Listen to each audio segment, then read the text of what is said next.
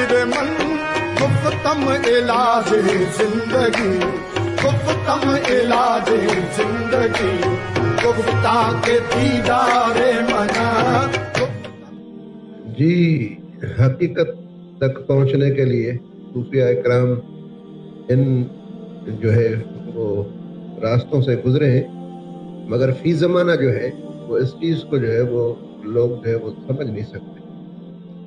حقیقت میں مجاز جو ہے نا، وہ جو میری اپنی ذاتی جو ہے اسٹڈی یہ ہے کہ حضرت واصف رحمۃ اللہ تعالی علیہ کہ اگر کوئی مشتاق توجہ ہے، اگر کوئی منظور نظر ہے، اگر ان کے کوئی خلیفہ ہے، تو میں سمجھتا ہوں انہوں نے پھر اسی سے مجاز کیا. میری نظر میں یہی ہے مجاز جو ہے. اس کا نام ہے کہ اگر کوئی اپنے شیخ میں فنا ہو جائے اور ان کی جو ہے وہ بالکل کیفیت جو ہے نا، وہ تمام جتنے بھی ہیں وہ رازدار ان کا ہو جائے، ان کو وہ فیضیاب ان سے ہو جائے، ان کا تابع دار ہو جائے. میری نظر میں ریاضت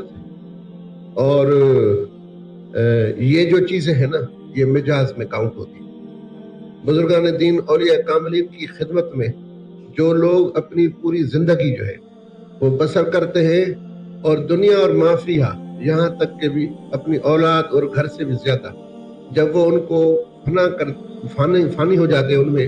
اور ان کو وہ جو امانت ملتی ہے، میرے خیال میں یہی راز و نیاز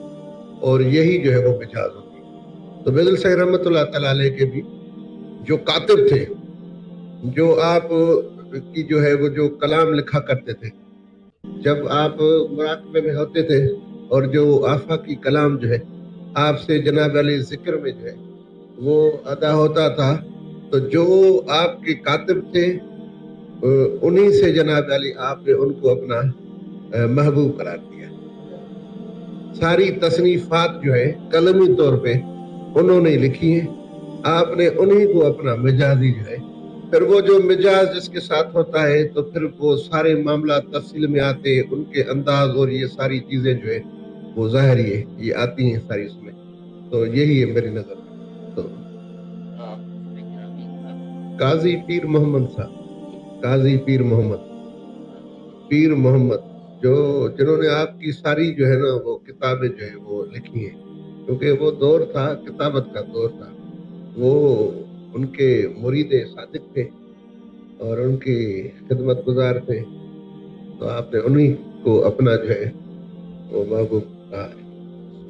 مجاز